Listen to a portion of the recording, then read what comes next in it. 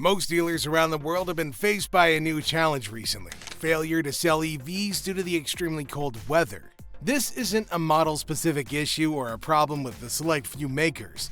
This is down to certain electric cars not having all-wheel drive, or the range reduction of the batteries due to the low temperatures. This means that the supply of some EVs is increasing each day, and we're going to take a closer look at the top 10 electric cars that even the best dealerships are struggling to get rid of. So if you're new to the channel, make sure to hit that subscribe button so you don't miss any future updates. Alright, let's jump in. At number 10 is the Citroen EC4, which was actually designed with a soft suspension system to prioritize comfort. Hey, don't get me wrong, sounds like a great feature to have on some of the urban roads around here, as it provides you with a smooth and cushioned ride. But when it comes to snowy or icy conditions, the EC4 is a non-starter. Its soft suspension would make the car feel really unstable on uneven and slippery surfaces, and it'd be hard to control, especially during sharp turns. Here's the deal. The soft suspension consists of shock absorbers, linkages, and springs connecting the car to its wheels. Now, these springs compress really easily and are more pliable, allowing the car to float over potholes. But in slippery conditions, this is hazardous AF because it causes the car to drive forward when braking as the weight shifts to the front wheels and reduces grip on the rear wheels. But the increased risk of skidding isn't the only problem, as the EC4 actually comes without all-wheel drive. Yeah, the lack of this drivetrain has got to be the biggest reason why car dealers don't want the model anywhere near their showrooms. Yeah, no all-wheel drive for slippery and bad conditions outside is just screaming for a wreck. No traction or stability. Like a lot of other EVs, the EC4 isn't the best suited to freezing temperatures because of its battery performance. The range is reduced significantly as the cold weather slows down the chemical reactions in lithium-ion batteries, leading to reduced driving range. In fact, some owners have reported a drop of up to 30% in extreme winter conditions. Next up at number 9, we've got the Renault Zoe, which has a relatively softer suspension setup, which again lends to comfort over handling. Hey, again, fantastic if you drive on bricks or over some of the roads out here. But here's the thing, even experts tend to struggle with the increased body roll of these soft suspension cars, let alone the decreased efficacy of the brakes that reduce rear-wheel traction and make cars prone to skidding. Just like the EC4, the Zoe also doesn't come with all-wheel drive, and that makes it a deal-breaker for crappy weather. I wish that was the only problem, but it also uses regenerative braking to recover energy. See, this is where there's automatic deceleration when you lift off the accelerator, kind of like preemptive braking, which is a great idea under normal conditions, but definitely not in icy conditions. That deceleration causes more skidding because the front wheels could lose traction, and that makes the entire vehicle really unstable in wintry conditions. And don't even get me started on the battery range on this thing. The official range is around 240 miles, and a 30% range reduction has been noted in colder temps, which would mean that your wonderful Zoe, which is super comfy, might get you 70 miles less than its actual average. Again, this could easily be a lot less depending on the weather severity and the heating usage, because don't forget, the Zoe actually relies a lot on its battery for cabin heating systems. Moving on to number 8, we've got the Smart EQ42. As the name suggests, and as you can see, it's not the largest car out there. It's also not supposed to be. The Smart EQ was designed to be lightweight and for two. Don't mind the pun.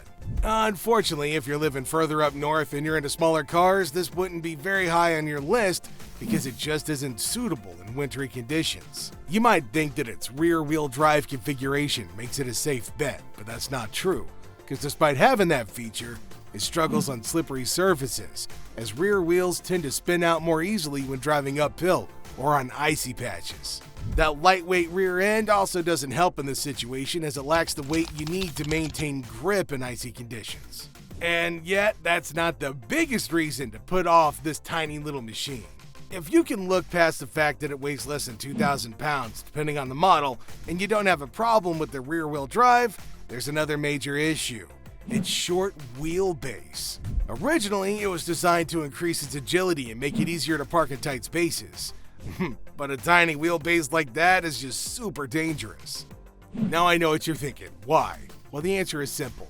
It makes the car prone to fishtailing and or spinning out on uneven roads, particularly icy roads, as it doesn't have the longitudinal stability the longer vehicles come with. So even though dealers can save a lot of space in their showrooms for the Smart EQ, they choose not to because it's a bad idea to invest in, especially during winter seasons.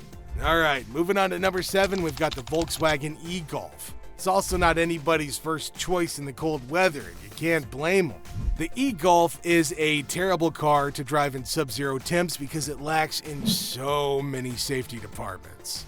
First off, like most cars on this list, it doesn't have an all-wheel drive and comes with a front-wheel drive only, making it prone to slipping on icy inclines. You'd think you can brake your way out of trouble? Well, not with the e-Golf because it uses regenerative braking like the Renault Zoe, and that means you're doomed before you even think about braking, as a sudden deceleration is suicide on icy roads. Oh, and to make matters worse, the e-Golf has a significantly lower ground clearance compared to some of the other cars. Even the Optimus Prime Slipper, that is the Smart EQ, has got a higher ground clearance than the e-Golf, so it doesn't even make it to 5 inches. Yeah, this means the snow's going to accumulate at an alarming speed under the vehicle, and you're going to be stuck and potentially damage the undercarriage components of the car, like, the battery pack.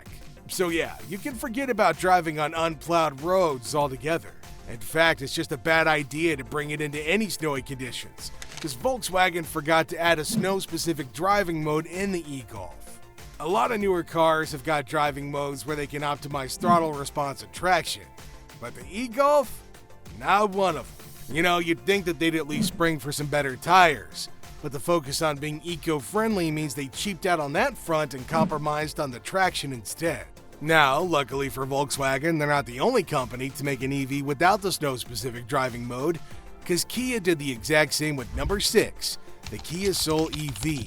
Unless you know how to drive with manual adjustments and you're extra cautious, the Soul EV is not your best friend in freezing conditions. There ain't no throttle responses and traction controls to choose from.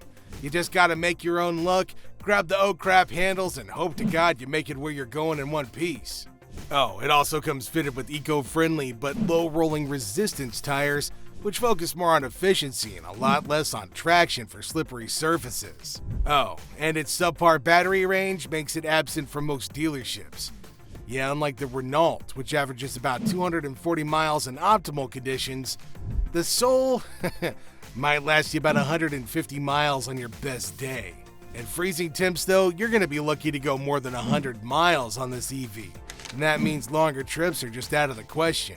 Still, if you're thinking about using it only for your daily commute, there are reasons to look for better options, because the Soul EV's got a very tall and boxy design. This isn't going to be great in windy conditions, particularly on open roads or highways, because it reduces stability and increases susceptibility to crosswinds. Not to mention the center of gravity is a lot higher in tall cars. You're not going to be comfortable during sharp maneuvers, particularly on slippery surfaces. So even though you're going to have the comfort of defrosters, seat warmers, and cabin heating, what's the point if your car's constantly slipping and you're worried about a recharge? That's exactly the same reason why dealers are steering clear at number 5 on the list, the Mazda MX-30. You thought the 150 miles from the Kia were bad? Well, Mazda promises you a range of 125 to 145 miles in ideal conditions for their MX-30. I mean, come on, you can't blame them. It was designed to be a city car, and that's why it was fitted with only a 35.5 kilowatt per hour battery. Here's the problem, kiddos. If you factor in the 20 to 30% decrease due to cold weather, the MX-30 is going to give you around 90 miles, depending on how much heating you use, and that could potentially leave you stranded if you don't plan in advance. The other problem is it relies heavily on its battery for the defrosting systems and cabin heating, so it's not really ideal for longer trips or places where charging stations are limited. Oh, and the battery issues aren't the only reason. This car's got the unholy trinity of a low ground clearance, coming in at under 5.5 inches, regenerative braking challenges in the snow, and comes equipped with standard tires which aren't for winter conditions. So, can you really blame the dealers for not filling their showrooms with the MX-30? I mean, you add to that the problem of weight distribution and its compact design, and suddenly this isn't a car you'd want if you experience sub-zero conditions.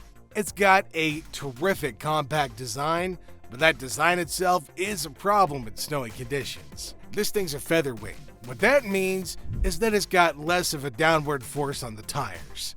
That reduces traction, and combined with the front-heavy distribution that the car comes with, that can cause the rear wheels to lose whatever stability they've got left, making it prone to fishtailing and sliding. Alright, next to number 4, we got the Fiat 500e.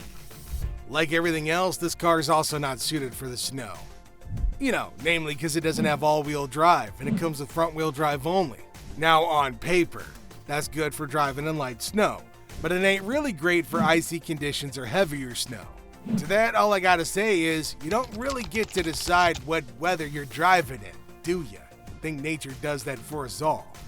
Like some of the other selections, the Fiat's got low ground clearance, but it's actually much worse compared to the names that we've already dropped.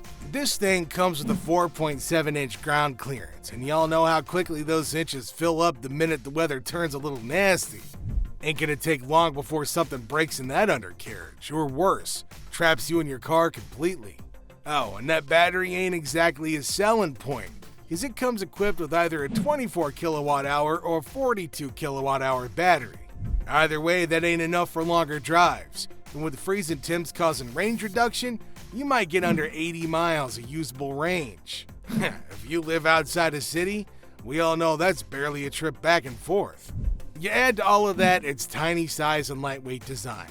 This thing is an accident waiting to happen in wintry conditions. It's also got the same wheelbase issue that the 4.2 does, so you can't really trust the traction or the stability on slippery roads. Not to mention, you ever driven one of these things? The seat position is so low and the side mirrors are smaller too, which means this is definitely a red flag when it comes to visibility. And talking about visibility issues, number 3 on our list is the BMW i3. As good as it is in the city, this thing's got some serious visibility concerns when it comes to driving in the snow, but for a lot of different reasons compared to the Fiat 500. The i3's got a large windshield, which should be advantageous when driving in crappy conditions, right? Well, not really. The bigger the window, the more defrost it requires to keep the windows and mirrors clear, and unfortunately, the i3 lacks some really robust defrosting equipment.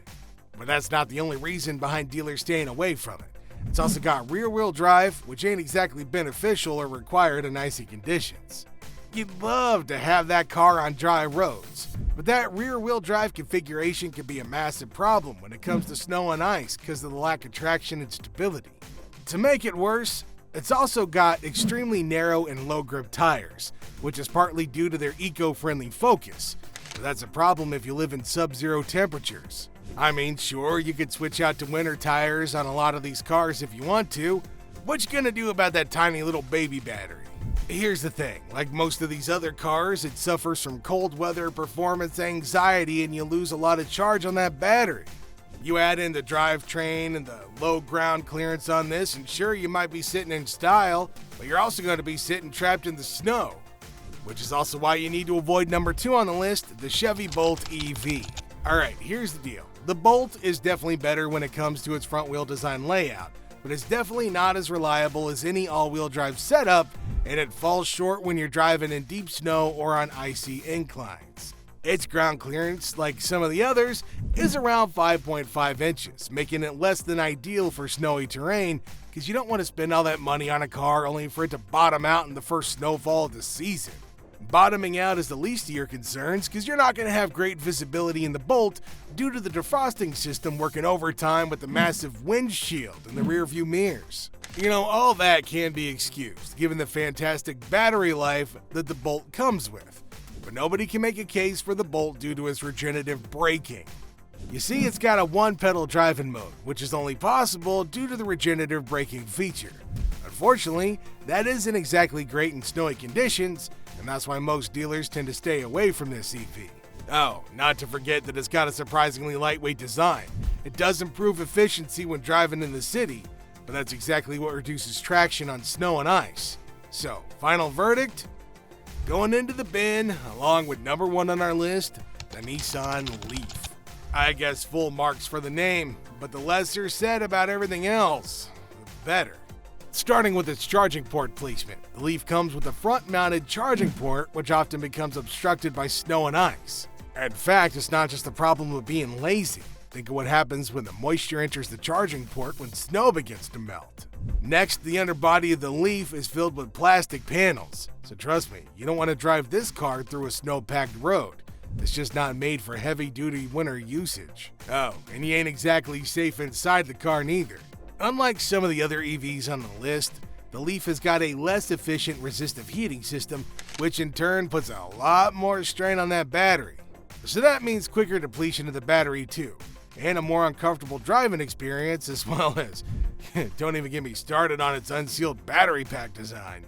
Well, that's a wrap. Hopefully you learned something, you enjoyed the video, and you now understand why dealers aren't exactly sold on certain EV models. Oh, and don't be afraid to add to the list in the comments below, and I'll see you next time.